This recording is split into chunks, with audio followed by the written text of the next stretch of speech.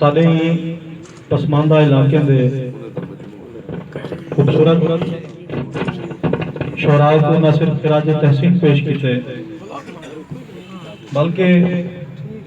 अपने मज़ामीन के अंदर